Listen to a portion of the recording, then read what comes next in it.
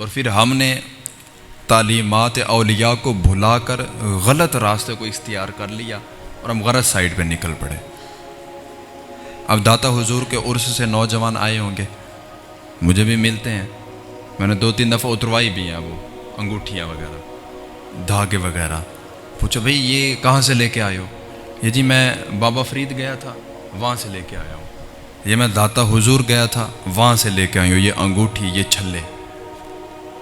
پھر صرف ایک سوال ہوتا ہے کہ یار مجھے یہ بتاؤ کہ کیا داتا حضور خود یہ دکان لگا کے بیٹھے ہوئے ہیں؟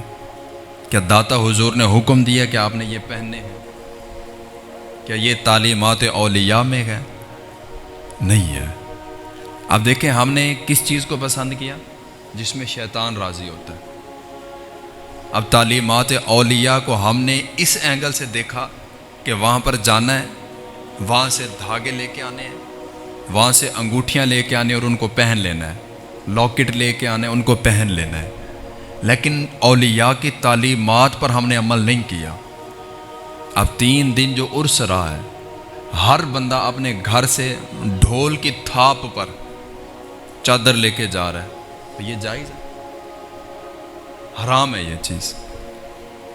داتا حضور جا رہے ہیں جی، یہاں سے گجر صاحبان دودھ لے کے جا رہے ہیں اور راستے میں لوگوں کو گالیاں دیتے ہوئے جا رہے ہیں، اور اتنا زور زور سے انہوں نے شور مچایا ہوا ہے کہ سمجھ نہیں لگتی کہ یہ جا کہاں رہے ہیں۔ کیا یہ ثواب کا کام ہے؟ کہ داتا حضور کی تعلیمات یہ ہیں۔ 3 دن داتا حضور کا عرس رہا ہے، مجال ہے حضرت جی ہمیں کوئی اس سے تعلیم ملی ہو، کوئی سیکھنے کو ملا ہو۔ کیا ملا؟ صرف غلط کام ملے، بے حیائی، عریانی، فحاشی۔ یہ تو عرس نہیں ہے۔ داتا حضور نے اپنی زندگی میں نماز اور قرآن کو اپنی زندگی کا شعار بنا کے رکھا، تو داتا کو ماننے والے کیا کرتے ہیں؟ اور پھر ان کو دیکھ کر لوگ کہتے ہیں کہ یار یہ دیکھو یار، اب یہ دربار پہ جا رہے ہیں، اور حالت کیا ہے؟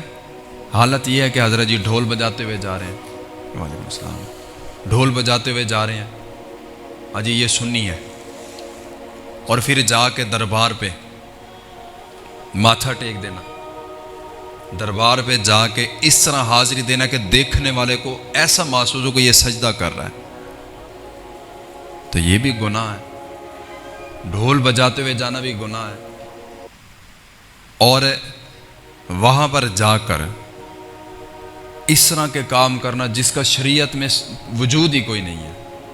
عجیب سی رسومات آ گئی ہیں، عجیب سے معاملات ہو گئے ہیں جی، سمجھ کوئی نہیں لگتی۔ اور یہ ہمارے بھولے بالے سنی حضرات، ولیوں کو ماننے والے، کوئی کس کے دربار پہ جا کے بیٹھ گیا، کوئی کس دربار پہ جا کے بیٹھ گیا، کوئی کس کو ماننے لگ گیا، کوئی کس کو ماننے لگ گیا، پتہ ہی کوئی نہیں ہے کہ یہ ہے کیا چیز۔ اب داتا حضور کی تعلیمات جو ہے، داتا حضور نے اس شہر لاہور میں جب قدم رنجا فرمائے تھے، ہر طرف کفر ہی کفر تھا، تو آپ نے نماز اور قرآن اور دین اسلام کی تبلیغ دی کہ ہمارے اندر ہے وہ چیز۔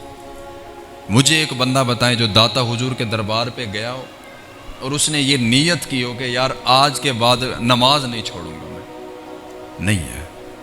یا کوئی بندہ داتا حضور کے عرس پہ گیا ہو اس محبت اور عقیدت کے ساتھ کہ یار میں سنت کے مطابق داڑھی رکھوں گا، یا کوئی بندہ داتا حضور کے عرس پہ گیا ہو اور اس نے یہ نیت کی ہو کہ میں قرآن مجید کا حفظ کروں گا یا ناظرہ قرآن مجید پڑھوں گا، نہیں۔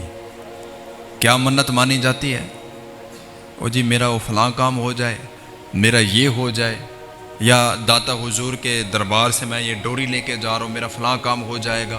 پھر ہم نے غلط عقیدتیں باندھ لی، لیکن داتا حضور کی تعلیمات یہ نہیں ہے۔ داتا حضور کی تعلیمات کچھ اور ہیں، وہ ہمیں بتاتی ہے کہ نماز، قرآن، دین اسلام یہ اپنی زندگی کا شعار بنا لینا، یہ داتا حضور کی تعلیمات ہیں۔ اور بڑی دکھ کی بات ہے، بڑی دکھ کی بات ہے بھائیو، کہ شہر لاہور میں اگر آپ نے خالص دودھ پینا ہے، تو وہ داتا حضور کے عرس پہ ملتا ہے، وگرنہ نہیں ملتا۔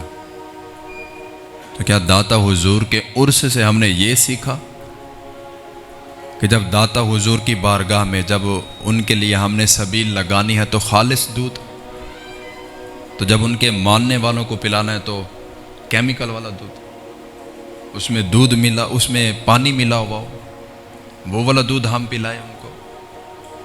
کہ یہ کہاں کے ولیوں کے ماننے والے ہیں؟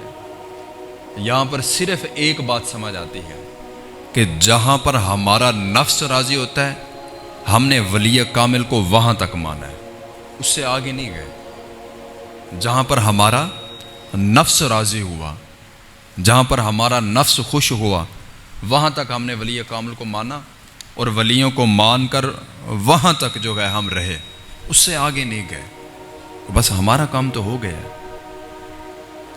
مندریاں بھی مل گئی ہیں، چھلے بھی مل گئے ہیں، ڈوریاں بھی مل گئی ہیں، ڈھول پہ تھاپ کرنے کے لیے، رقص کرنے کے لیے بھی مل گیا، بس یہاں تک ہم نے داتا حضور کو مانا، اس سے آگے نہیں گئے۔ یہ تعلیمات گنج بخش نہیں ہے۔